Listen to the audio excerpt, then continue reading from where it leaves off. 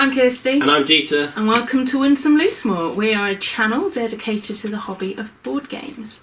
If you joined us on our last video, you may have experienced some issues with the sound. We're really sorry.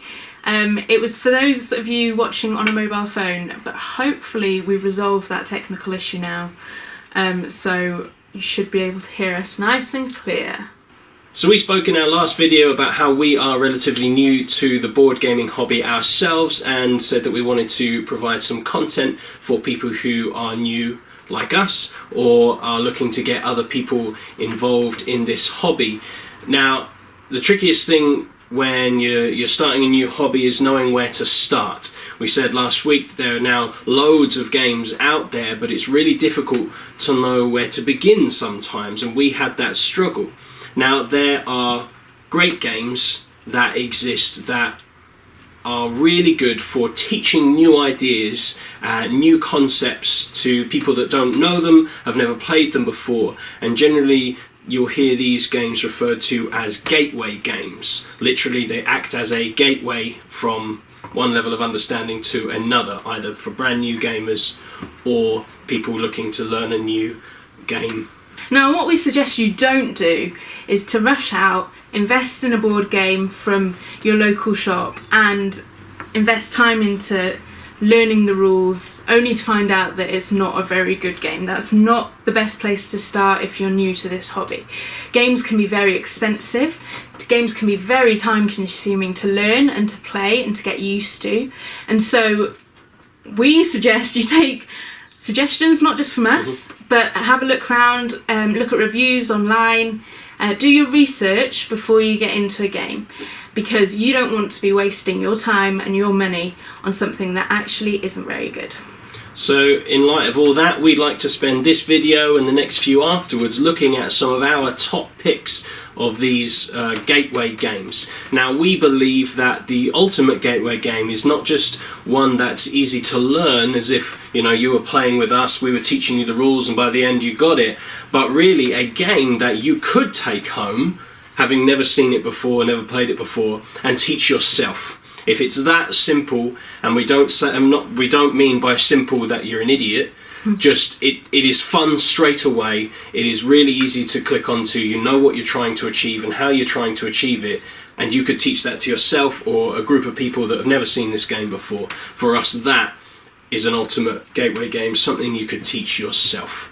So we have made a couple of picks. We've each got a game that we think fits this category. This will act as a suggestion to you. Now, in this video and the future ones, whenever we talk about a game, we will make sure that it is available at time of recording, so that if you like anything that we say or anything that you see, you can go and get it.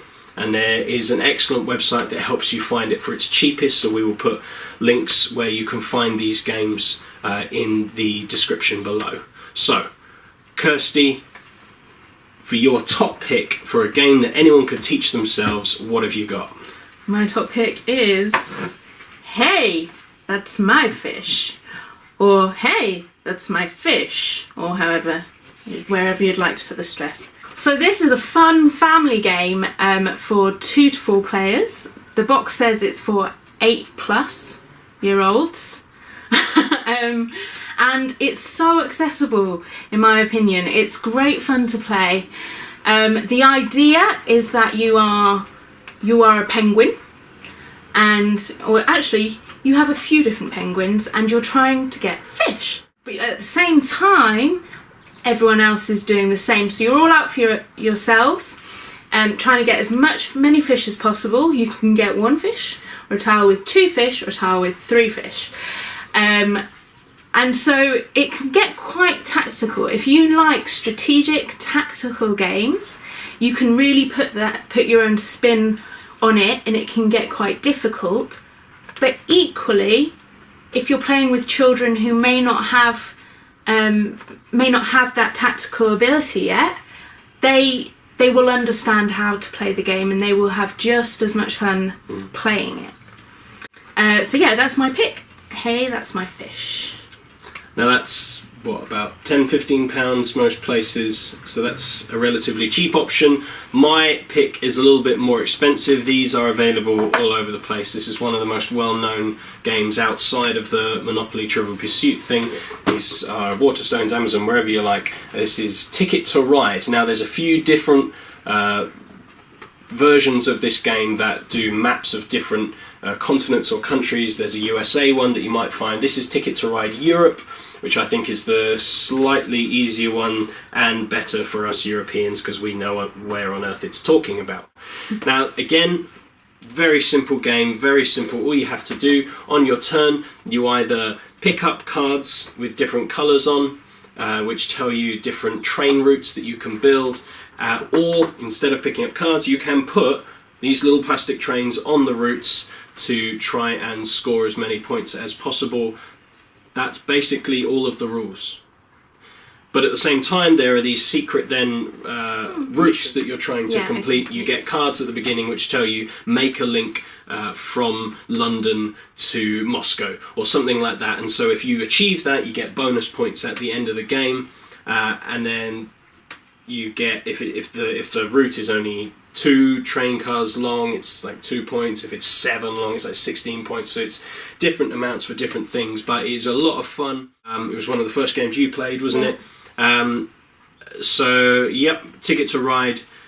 I think anyone could teach themselves. The rule set is really that simple, but it's a lot of fun. Again, as Kirsty was saying with Hey, That's My Fish, there is that option that it can be really strategic, it can be really tactical, going, oh no, they've blocked where I want to go, where do I go now? I have to go round, oh, they want to be going over there, so I ruined that. Or, if it's just a much lighter, friendly game, you're just building your routes, and it's just fun putting these little plastic pieces down. Yeah, I would say as well, that if you're used to games like Monopoly that are just roll and move games on a board, it's nice that it's transitioning into other styles of games because it's still a board, and so you'll still be familiar with some of the ways it's played, some of the mechanics of the game, and then but it also offers you something new and a different dynamic. So it's quite easy to pick up and get your head round. Hey, That's My Fish is not a board game in the traditional sense. It's a tile game, so you have little cardboard tiles, whereas Ticket to Ride is very much your traditional board game. So that's just some ideas to get you started. Again, there will be links below. In the next couple of weeks, we'll look at different gateway games for different types of people, I suppose, different interests. So if you know your friend likes this thing, we show them this thing, or if you like this thing, you look at this thing instead. But that's just something to get you started. We'll be back in a couple of weeks with our next video. In between then, you can follow us on Twitter at @WSomeLmore, and we're also on Facebook. We've got a page, so join us on there. But until then, subscribe to the YouTube channel and click the little bell thing so you get the notifications when we've put up a new video.